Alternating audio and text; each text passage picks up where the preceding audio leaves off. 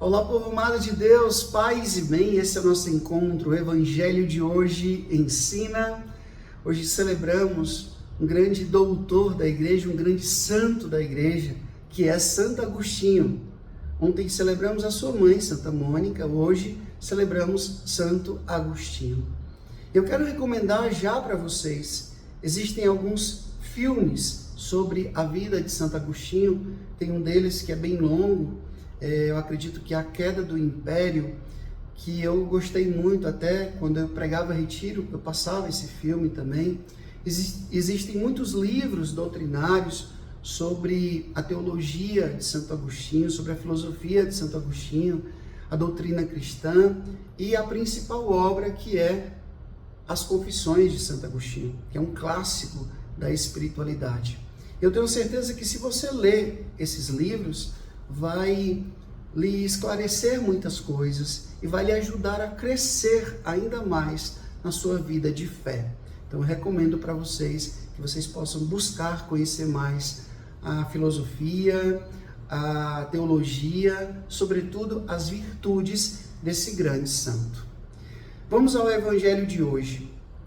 São Mateus capítulo 23, do versículo 27 até o versículo 32.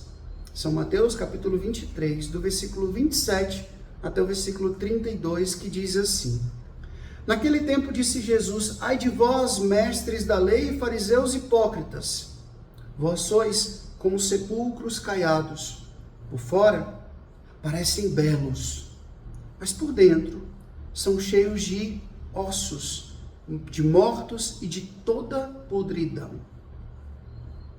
Assim também vós, por fora pareceis justos diante dos outros, mas por dentro estáis cheios de hipocrisia e injustiça. Ai de vós, mestres da lei e fariseus hipócritas! Vós construís sepulcros para os profetas e enfeitais os túmulos dos justos. E dizeis: se estivéssemos vivido no tempo dos nossos pais, não teríamos sido cúmplices da morte dos profetas. Por isso confessais que sois filhos daqueles que mataram os profetas. Completai, pois, a medida dos vossos pais. Palavra da salvação, glória a vós, Senhor. Um pequeno histórico sobre a vida de Santo Agostinho. Agostinho nasceu em Tagaste, no norte da África, em 354. E faleceu em Hipona, na mesma região, em 430. Uma vez convertido ao cristianismo, foi ordenado presbítero e aclamado bispo pelo povo. Possuidor de brilhante inteligência, escreveu grande número de obras que se tornaram referência indispensável para todas as épocas. Entre seus escritos imortais, emergem a sua autobiografia, As Confissões, e o livro Cidade de Deus. Fundador da Ordem dos Agostinianos, é considerado o pai de várias formas de vida religiosa e o maior entre os padres e doutores da Igreja. Inspirados por seu exemplo, renovemos a disposição de viver com coerência os valores da vida cristã. Santo Agostinho, rogai por nós. Povo amado de Deus, hoje nós damos continuidade ao trecho do Evangelho que nós já estamos refletindo há 3 dias. Jesus está denunciando, Jesus está exortando as autoridades religiosas da sua época, aos mestres da lei e aos fariseus, que eram grupos de homens que eram responsáveis de conduzir o povo, eram homens do sagrado. No entanto, Jesus hoje faz essa denúncia. Por quê, Frei? Por que Jesus estava criticando esses homens que eram homens do sagrado, homens do templo? Porque Jesus percebeu que eles já não estavam mais vivendo a coerência da fé, a coerência da autoridade que Deus lhes confiou para conduzir o povo. E caíram no pecado da hipocrisia, que quer dizer usar máscaras. A palavra hipocrisia vem das artes cênicas, do teatro grego. Os hipócritas eram aqueles que usavam máscaras. E eles interpretavam tão bem um papel que as pessoas confundiam quem era quem. Não sabiam mais se era o ator ou se era o personagem que eles estavam interpretando. E Jesus então usa essa palavra e aplica a esses homens do sagrado. Por quê? Porque eles estavam vivendo uma incoerência. Eles estavam vivendo uma falsidade no modo de agir, no modo de ensinar, no modo de se comportar. E aí Jesus chama-os de sepulcros caiados.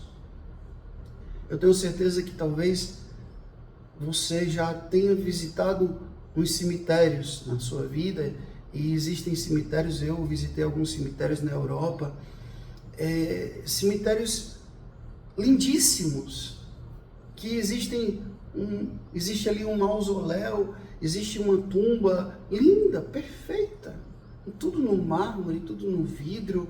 Eu lembro bem que quando eu fui praticar a língua italiana lá em Novara, na Itália, o nosso convento era do lado de um grande cemitério da cidade, e teve uma manhã que eu passei a manhã inteira visitando ali aquele cemitério, me admirando com as obras de arte que existem ali. As coisas mais lindas do mundo. Mas o que está ali embaixo? Ossos. De pessoas amadas, de pessoas queridas, sim, o nosso respeito, o nosso amor. Mas eu quero usar aqui a imagem que Jesus pega. Sepulcros caiados. Por fora são muito bonitos, mas por dentro tem o quê? Ossos. Podridão, a carne, né, que é comida pela terra. Jesus aplica isso a um ser humano, para dizer que é perigoso a gente querer parecer sem ser. Eu achar que o meu hábito religioso, achar que os meus paramentos sacerdotais, ou achar que a minha correntinha, o meu véu, a minha cruz no pescoço, o distintivo da minha comunidade, vai me dar uma credencial para o céu. Tudo isso é importante. Isso aqui manifesta a minha opção de vida. E eu posso usar com devoção e com amor.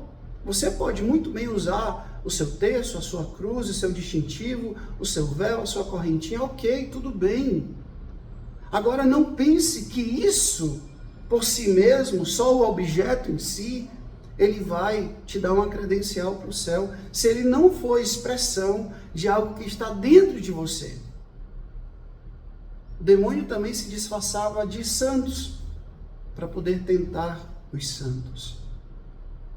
O demônio se disfarçava de Jesus, de Nossa Senhora, para poder, por exemplo, tentar o Padre Pio, para tentar outros santos. Ele é esperto. Então, não é só a exterioridade, é a interioridade. É o que vem de dentro. Jesus fala, não é o que vem de fora que contamina o homem, é o que vem de dentro. É do coração humano que sai tudo que é bom e tudo que é ruim. Então, tomemos muito cuidado, meus irmãos, minhas irmãs, para que a gente não viva uma religião de aparências. Para que a gente não seja belo aos olhos das pessoas, mas podres diante de Deus. São Francisco dizia, o homem vale o que ele é diante de Deus e nada mais. Então não é o que parece, é o que é de fato. A gente não pode se confiar ou viver uma religião de mera aparência, mas de essência. Então, abramos o nosso coração e peçamos a Deus para que Ele nos cure das nossas hipocrisias, das nossas falsidades, das nossas mentiras, dos nossos papéis, das nossas máscaras, dos nossos scripts. Que Deus nos cure dessa fé somente de aparência e não de essência. Que Deus nos conceda a graça de uma fé autêntica, que nos transforma por dentro. O Senhor esteja convosco, Ele está no meio de nós, que Deus Todo-Poderoso vos abençoe. Ele que é Pai, Filho e Espírito Santo, Deus nos dê o céu, paz e bem. Até amanhã, se Deus quiser.